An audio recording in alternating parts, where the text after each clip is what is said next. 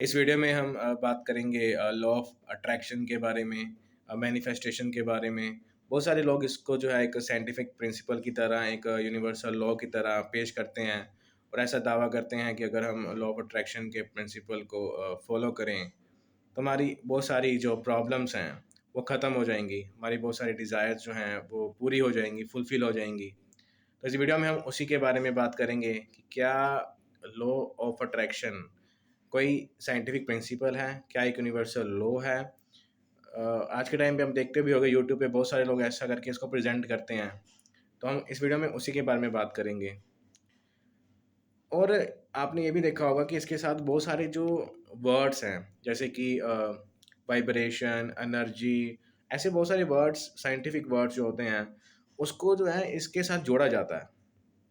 ताकि ये और भी ज़्यादा जो है साइंटिफिक लगे, प्रैक्टिकल लगे, कोई जो है एक लॉ की तरह पेश किया जा रहा है इसको। तो हम इसी को जानने का प्रयास करते हैं कि लॉ ऑफ अट्रैक्शन है क्या? क्या ये सही में हमारी लाइफ़ को में जो प्रॉब्लम्स हैं, उसको ख़त्म करता है, कम करता है? क्या ये सही में काम करता भी है या फिर सिर्फ़ और सिर्फ़ लोगों को बेवकूफ़ बनाने का एक ज़रिया है? जैसे बस एक साइंटिफिक वर्ड्स के साथ जो है लोगों को सामने रखा जाता है, साइंटिफिक बोल कर इसको जो है पेश किया जाता है। सबसे पहले हम देखते हैं कि लॉ ऑफ अट्रैक्शन का मतलब क्या है? देखिए, जो लॉ ऑफ अट्रैक्शन है, मैनिफेस्टेशन है, ये एक ही वर्ड है। इसको इंटरचेंजेबली जो है यूज़ किया जाता है। जो इसका जो मेन मीनिंग है, वो ये है कि जो लोग इसको मानते हैं, जो लोग इसको प्रमोट करते हैं, वो ऐसा बताते हैं कि अगर आप जो लॉ ऑफ अट्रैक्शन है, इसका मतलब ये है कि जो भी हम चीज़ चाहते हैं, जो भी हम चीज़ की डिज़ायर करते हैं, अगर हम उसके बारे में सोचते रहें, उसके बारे में विजुअलाइज़ करते रहें, उसके बारे में इमेजिन करते रहें, तो हमारी वो डिज़ायर जो हैं, वो पूरी हो जाएँगी। एग्ज़ाम्पल के तौर पे अगर किसी इंसान को जो है कोई चीज़ की डिज़ायर है और अगर वो लगातार उसके बारे में विजुअलाइज़ करता जाता है, उसके बारे में सोचता रहता है कि मेरी ये डिज़ायर पूरी हो जाएगी, मेरी ये डिज़ायर पूरी हो जाएगी, उसके बारे में वो इमेजिन करता है, तो उसकी ऐसा करने से उसकी जो डिज़ायर हैं वो पूरी हो जाएँगी। लॉ ऑफ अट्रैक्शन जो है जो सिंपली उसका मतलब ये है कि जैसा आप सोचते हो, वैसा आपके साथ होने लगता है, वैसा आपके साथ होता है। अगर आप अच्छा सोचते हो, तो आपके साथ अच्छा होगा, अगर आप बुरा सोचते हो, तो आपके साथ बुरा होगा। तो लॉ ऑफ अट्रैक्शन का सिंपली जो मतलब है, मीनिंग है, वो ये है। जो इसको सपोर्ट करते हैं, वो ऐसा जो है बताते हैं। तो आइए अब देखते हैं हम कि क्या ऐसा सही में हम अपनी लाइफ़ में, अपनी प्रैक्टिकल लाइफ़ में, अपनी रियल लाइफ़ में ऐसा नोटिस करते हैं कि क्या हम किसी चीज़ के बारे में अगर सिर्फ़ सोचें, उसके बारे में बैठकर इमेजिन करते जाएँ, कल्पनाएँ करते जाएँ, क्या ऐसा करने से हमारी डिज़ायर, हमारी इच्छाएँ वो पूरी हो जाएँगी, वो फुलफ़िल हो जाएँगी? तो हम इस वीडियो में उसी को ध्यान से देखते हैं। मान लेते हैं कि एक स्टूडेंट है, राइट? और वो एग्ज़ाम में पास होना चाहता है। उसके अंदर एक बहुत जो स्ट्रॉन्ग है, वो डिज़ायर है, इच्छा है एग्ज़ाम में पास होने की, टॉप करने की। वो लॉ ऑफ अट्रैक्शन की वीडियो देखता है, जो लोग इसको प्रमोट करते हैं और ऐसा सोचने लगता है कि अगर मैं इसके बारे में सोचूँगा, तो मेरे अच्छे मार्क्स आ जाएँगे। अगर मैं इसको सोचने से बार-बार सोचता जाऊँगा कि मैंने टॉप कर लिया है, मेरे 95% आ गए, मेरे 95% आ गए। वो बार-बार अपने मन में ऐसा सोचता जा रहा है, कल्पनाएँ करता जा रहा है, इमेजिनेशन करता जा रहा है। तो क्या उसके 95% मार्क्स आ जाएँगे कि वो ना उसने एग्ज़ाम में पढ़ाई करी है, ना जो उसने उसके लिए उसको क्लियर करने के लिए एफ़र्ट करे हैं, ना उसने उसकी स्टडी करी है, ना उसने जो है प्रॉपर उस पे ध्यान दिया है काम पे। क्या सिर्फ़ अगर वो ऐसा सोचता जा रहा है, मेरे 95% आ जाएँगे, 95% आ जाएँगे, ऐसे इमेजिनेशन करता जा रहा है, क्या उसके ऐसा करने से उसके 95% मार्क्स आ जाएँगे? आप मुझे बताना जो भी इस वीडियो को देख रहे हैं, जो भी मानते हैं कि लॉ ऑफ अट्रैक्शन जो है, मैनिफेस्टेशन जो है काम करता है, जैसा हम सोचते हैं वैसा हमारे साथ होता है। तो क्या इस बच्चे के जो लगातार वो सोचता जा रहा है कि मेरे 95% मार्क्स आ जाएँगे, क्या उसके सोचने भर से उसके जो है एग्ज़ाम में 95% मार्क्स आ जाएँगे? क्या कोई जैसे हम देखते हैं भिखारी है, राइट? उसके पास जो है खाना खाने के लिए पैसे नहीं हैं। अगर वो भीख ना माँगे, बैठे घर में कमरे बंद करके सोचता जाए कि मेरे जो है मेरा पेट भर जाएगा, मेरा पेट भर जाएगा, मेरा पेट भर जाएगा। क्या उसके ऐसे सोचने भर से, क्या उसके बार-बार ऐसा कल्पना करने भर से उसका पेट भर जाएगा? क्या उसको रोटी मिल जाएगी? वो अंदर बैठा है ब बार-बार सोचता जा रहा है, सोचता जा रहा है, सोचता जा रहा है, कॉपी में लिखता जा रहा है, पेन से लिखता जा रहा है, वो लगातार इसकी कल्पनाएँ करता जा रहा है। क्या उस भूखे इंसान को रोटी मिल जाएगी? जो वीडियो देख रहे हैं वो सोच के बताइएगा कैसा होता है? और आप खुद सोचिए इससे कितनी ज़्यादा जो है विक्टिम ब्लेमिंग जो है प्रमोट की जा रही है। जैसा कि मैंने बताया, वो जो दावा करते हैं कि आपके साथ जो हो रहा है, वो आपकी वजह से हो रहा है, क्योंकि आपने कहीं न कहीं उसको सोचा है, उसको जो है इमेजिन किया है। अगर किसी इंसान के साथ कुछ बुरा होता है, तो इसका मतलब यही हुआ कि उसने उसके बारे में सोचा था कभी न कभी, वो ऐसा खुद बोलते हैं। तो मैं तो हम क्या इसको ऐसा मान लेते हैं कि किसी लड़की के साथ कुछ गलत होता है, तो क्या उसने ऐसा सोचा था, इसलिए उसके साथ ऐसा हुआ? अगर लॉ ऑफ अट्रैक्शन का कोई प्रिंसिपल मानता है, तो उसको ये मानना पड़ेगा कि अगर किसी के साथ कुछ गलत हो रहा है, तो गलती उसकी है।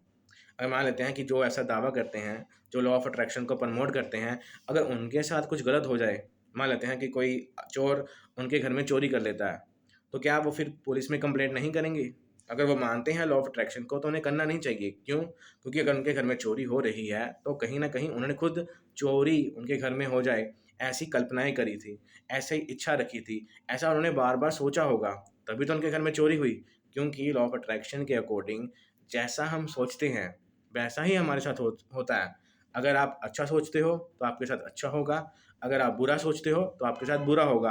तो उसी तरह से अगर जो लोग ऐसा इसको प्रमोट करते हैं, इस कॉन्सेप्ट को, ऐसा बोल कर के कि आप जो सोचोगे वैसा आपके साथ होगा, तो अगर उनके बच्चों के साथ, उनके घरवालों के साथ, जिन्हें वो पसंद करते हैं, उनके साथ कुछ ऐसा होता है जो कि ठीक नहीं है, जो कि गलत है, तो क्या वो अपने घरवालों को ही इसका दोषी मानेंगे? क्या वो खुद को ही इसका दोषी मानेंगे? क्योंकि उन्होंने सोचा होगा तभी तो उनके साथ ऐसा हुआ है, राइट? सोचिए ये कॉन्सेप्ट कितने ज़्यादा हद तक जो है विक्टिम ब्लेमिंग को प्रमोट करता है। किसी का कुछ गलत हो रहा है तो उसको ही जो है उसका दोषी ठहराया जा रहा है। पर पता नहीं क्यों इतने ज़्यादा लोग जो हैं इसकी इनकी बातों में आ जाते हैं, तो ख़ैर। और आपको सोचिए कि जब कोई भी इंसान किसी चीज़ के बारे में डिज़ायर करता है, किसी चीज़ के बारे में उसकी अंदर इच्छाएँ होती हैं, तो ऑटोमैटिक ही वो उसके बारे में सोचता ही है, वो कैसे पूरी हो जाएँगी। एग्ज़ाम्पल के तौर पे अगर आपको भूख लगी है, आपके अंदर खाना खाने की इच्छा पैदा हुई, तो आप ऑटोमैटिकली रोटी के बारे में सोचने लग जाएँगे। आप कैसे आपको रोटी मिलेगी, खाना मिलेगा, आप उसके हिसाब से काम करने लग जाएँगे। मान लेते हैं कि अगर आपको भूख लगती है, तो आपके अंदर खाना खाने की इच्छा पैदा हुई, या तो आप खुद बनाएँगे या तो आप अपने घरवालों को बोलेंगे कि मेरे को खाना ला कर दो। ये सब क्या है, ये ऑटोमैटिक होता है। ये आपको कुछ इसमें लॉ ऑफ अट्रैक्शन करने की, मैनिफेस्टेशन करने की ज़रूरत नहीं है, राइट? आपके अंदर इच्छा पैदा हुई, आपने उसके बारे में सोचा, आप ऑटोमैटिक वो काम हो जाता है। बेसिकली आपको उस पे काम करना पड़ता है। ऐसा नहीं है कि आपको लॉ ऑफ अट्रैक्शन को फ़ॉलो करना पड़ेगा। और किसी भी काम को पूरा करने के लिए, उसका पॉज़िटिव आउटकम करने के लिए सिर्फ़ आप निर्भर नहीं होते हो, वो सिर्फ़ आप पर बेस नहीं होता है, वो बहुत सारे फैक्टर्स पर बेस होता है। एग्ज़ाम्पल के तौर पे कोई जो जैसे कि यूपीएससी एग्ज़ाम होता है हमारे इंडिया में, और बहुत सारे जो कैंडिडेट्स हैं उसके लिए अप्लाई करते हैं, वहाँ पे सीट्स 1000 हैं, पर जो कैंडिडेट्स अप्लाई करने वाले हैं वो लाख्स में हैं, राइट? एक अब मान लेते हैं कि उसमें से 10% लोग भी, 10,000 बच्चे भी पूरे अपने जो है दिल से उस एग्ज़ाम के लिए प्रिपेयर करते हैं। वो बार-बार लगातार उसके बारे में सोचते रहते हैं। वो बार-बार उसके लिए एफ़र्ट भी करते हैं, पढ़ते भी हैं, राइट? वो मैनिफेस्टेशन को भी फ़ॉलो करते हैं, बार-बार सोचते भी हैं और उसके लिए वो एक्शन भी लेते हैं, वो स्टडी भी करते हैं। क्या उसके बावजूद भी उसको वो नौकरी मिल जाएगी? उसको जॉब मिलेगी? बिल्कुल भी नहीं मिलेगी। क्यों? क्योंकि किसी भी चीज़ का जो रिज़ल्ट है, वो आपके अलावा बहुत सारे आउटकम पर भी डिपेंड करता है।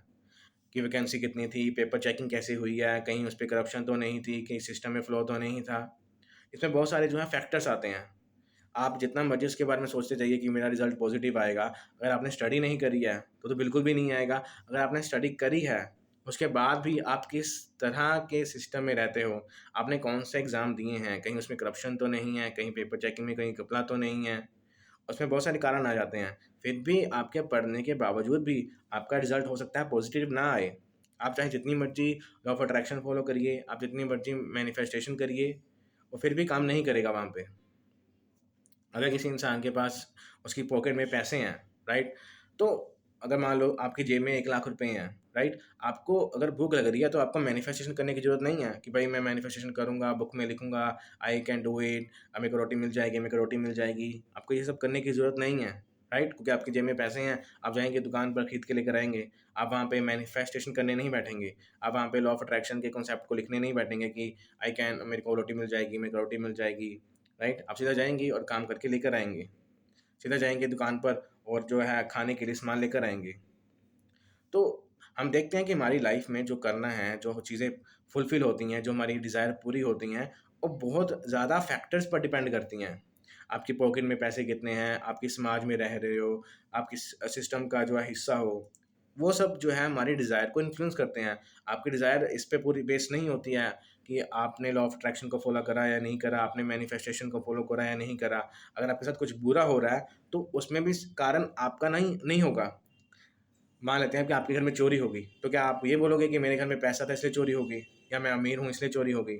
आप ये नहीं ना बोलोगे, आप खुद को ब्लेम नहीं करोगे ना, आप किसको ब्लेम करोगे? चोर को। और कोई ज़्यादा समझदार होगा तो सिस्टम को ब्लेम करेगा कि ऐसे सिस्टम है कि चोर पैदा हो रहे हैं, इसलिए उनके घर में चोरी हो रही है। पर आप खुद को ब्लेम नहीं करोगे, ना ही गवर्नमेंट करेगी। पर लॉ ऑफ अट्रैक्शन को अगर आप मानोगे तो आपको खुद को ब्लेम करना पड़ेगा। आप बोलोगे कि मेरे घर में कि मैंने ऐसा सोचा था, इसलिए मेरे साथ ऐसा हो गया। मुझे उम्मीद है कि आपको ये वीडियो अच्छी लगी होगी एंड बहुत सारे इसमें पॉइंट्स हैं जो मैंने रखे हैं। अगर आपको लगता है कि मेरा जो कुछ पॉइंट्स हैं जो सही नहीं है, तो आप कमेंट सेक्शन में उसको बता सकते हैं। Thank you.